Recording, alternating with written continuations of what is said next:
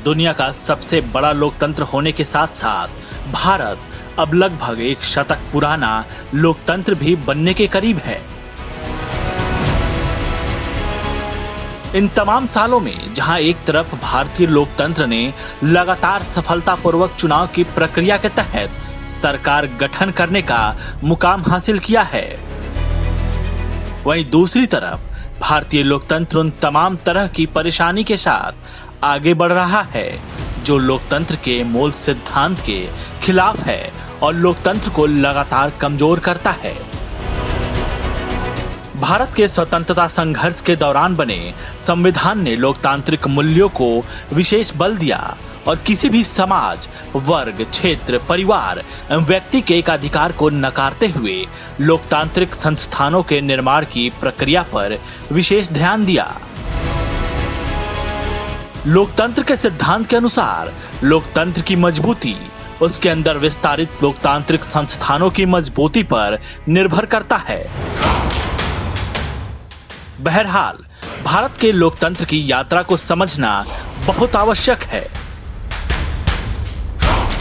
यह शुरू हुआ लोकतांत्रिक संस्थानों के निर्माण से और फिर यह परिवार जैसे अलोकतांत्रिक संस्थानों से होते हुए वर्तमान में व्यक्ति पर केंद्रित होता जा रहा है।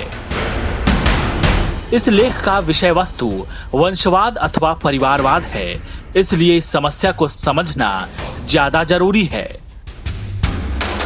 भारत की राजनीति में वंशवाद अथवा परिवारवाद एक उभरती, बढ़ती और सहज होती राष्ट्रीय समस्या बन गई है।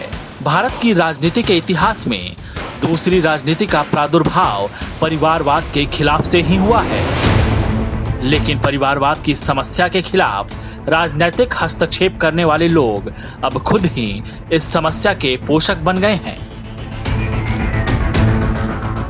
परिवारवाद, वंशवाद की समझ असल में सारी राजनीतिक सत्ता का कुछ परिवार में सीमित हो जाने से है, लेकिन सवाल यह है कि ऐसा क्यों हो रहा है, इसकी वजह से क्या समस्या खड़ी हो रही है।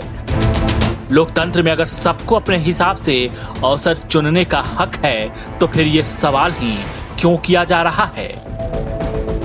ऐसे ढेरों सवाल हैं जिन्हें राजनीति में परिवारवाद की समस्या के परिप्रेक्ष्य में देखने की आवश्यकता है और इन पहलुओं को समझने की आवश्यकता है। भारत में परिवार का सिद्धांत।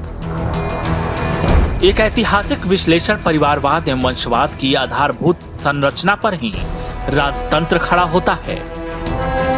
भारत के इतिहास के पन्ने राजतंत्र में वंशवाद के उदाहरण नहीं बल्कि सामान्यता से भरे पड़े हैं। खैर, राजतंत्र में वंशवाद का होना सिर्फ भारत का ही नहीं बल्कि पूरी दुनिया का इतिहास है। वंशवाद तथा परिवारवाद के खिलाफ संघर्ष का उदाहरण प्राचीन समय में तो नहीं मिलता, लेकिन आधुनिक भारत में इसकी खिलाफत जोर शोर से की गई है। शायद इसलिए भी यह माना जाता है कि भारत का स्वतंत्रता संघर्ष भी दो तरफा था।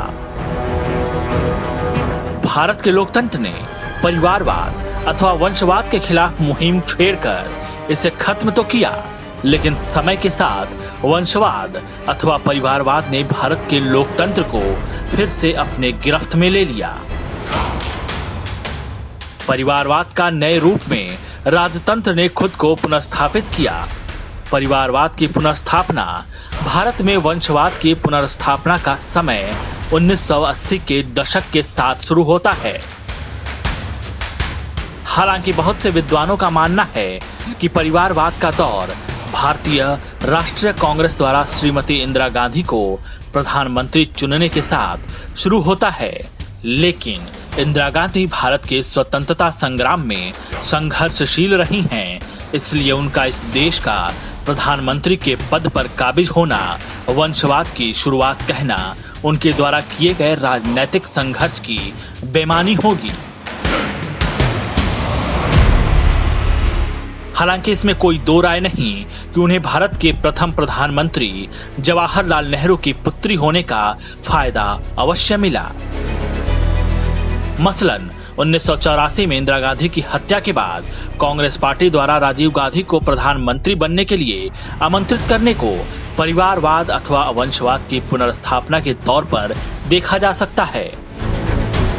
वो इसलिए क्योंकि श्री राजीव गांधी के जीवन में किसी भी तरह का कोई राजनीतिक संघर्ष उनके नाम नहीं है।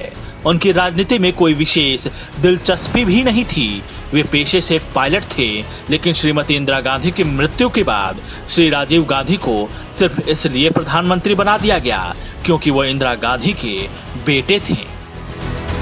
श्री राजीव गांधी सफल या असफल प्रधानमंत्री साबित हुए, वो एक अलग विश्लेषण का विषय है।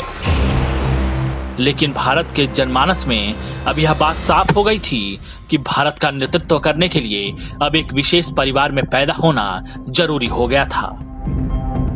कांग्रेस पार्टी पर पारिवारिक पार्टी होने के आरोप लगने शुरू हो गए थे और इसका नेतृत्व करने वाले परिवार का नाम था नेहरू गांधी परिवार। यह उस स्वतंत्रता संग्राम की मूल संघर्ष की अनदेखी थी जिसमें यह सुनिश्चित किया गया था कि भारत में सत्ता किसी एक जाति, धर्म, परिवार एवं व्यक्ति के हाथ में नहीं होगी। भारत की राजनीति अब देश में व्याप्त तमाम समस्याओं के परे लोकतंत्र में हुए पुनर्स्थापित वंशवाद, परिवारवाद की समस्या पर केंद्रित होने लगा था। परिवारवाद की जड़ें अब सिर्फ गहरी ही नहीं बल्कि फैलती भी जा रही थी। भारतीय राष्ट्रीय कांग्रेस के सामान्य नेता के पुत्र पुत्री भी अब इस पौधे को खाद बीज दे रहे थे। हालांकि विभिन्न राजनीतिक पार्टियों ने परिवारवाद को राजनीतिक हथियार के तौर पर कांग्रेस पार्टी के खिलाफ उपयोग किया। क्षेत्रीय दलों का जन्म ही परिवारवाद, वंशवाद के खिलाफत के साथ हुआ। भारत के तमाम राज्यों में क्षेत्रीय दलों ने कांग्रेस पार्टी को वंशवादी, परिवारवादी पार्टी कहकर जनमानस के लोकतंत्र को राजतंत्र अथवा कुलीन तंत्र में तब्दील होने से बचाने की गुहार लगाई। इसमें कोई दो राय नहीं कि भारत की राजनीति में लोकतंत्र को परिवारवाद, वंशवाद के दंश से बचाने की मुहिम में क्षेत्रीय दलों की भूमिका सर्वोपरि है। जनमानस ने क्षेत्रीय दलों की इस मुहिम को समर्थन दिया। फलस्वरूप क्षेत्रीय दल विभिन्न राज्यों में सत्ता पर काबिज हुए। लेकिन क्या परिवारवाद की जड़ें अब बस भारतीय राष्ट्रीय कांग्रेस तक ही सीमित रह गई? अब सिर्फ भारत में गांधी नेहरू परिवार नहीं, बल्कि बिहार और उत्तर प्रदेश में यादव परिवार, हरियाणा में चौटाला परिवार, पंजाब में बादल परिवार, मध्य प्रदेश में सिंधिया परिवार, आंध्र प्रदेश में नायडू परिवार, तमिलनाडु में करुणानिधि परिवार, तो कश्मीर में अब्दुल्ला परिवार जैसे कई नए राजनीतिक परिवार अब भारत की राजनीति में सक्रिय थे। ऐसा प्रतीत हो रहा था मानो भारत में परिवार की सत्ता का विकेंद्रीकरण हुआ था। सत्ता अब विभिन्न परिवारों में बंट चुकी थी। लगभग एक दशक में ही परिवारवाद के खिलाफ संघर्ष करने वाले क्षेत्रीय दल अब धीरे धीरे परिवारवाद के पोषक बन चुके थे।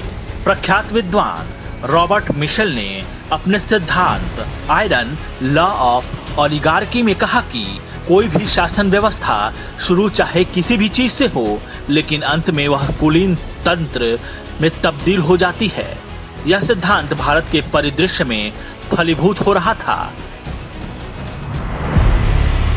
क्षेत्रीय दल अब परिवारवाद के खिलाफ संघर्ष में नहीं बल्कि प्रतिस्पर्धा में थे। अब इनके परिवार की खिलाफत नहीं बल्कि स्वीकृति थी। जब शुरुआत में बाकी क्षेत्रीय दलों ने कांग्रेस पर आरोप तो लगाया, लेकिन बाद में उसी के पुरोधा बन गए। बीजेपी मसलन परिवारवाद की झलक भारतीय जनता पार्टी में साफ दिखाई देने लगी है। एक लंबी फहरिस्त यहाँ भी बनती जा रही है। राजनाथ सिंह, वसुंधरा राजे, कैलाश विजयवर्गीय, यशवंत सिन्हा, प्रेम कुमार धूमल, प्रमोद महाजन, गोपीनाथ मुंडे जैसे सैकड़ों नाम हैं जिनके बेटे बेटियां सक्रिय राजनीति में हैं।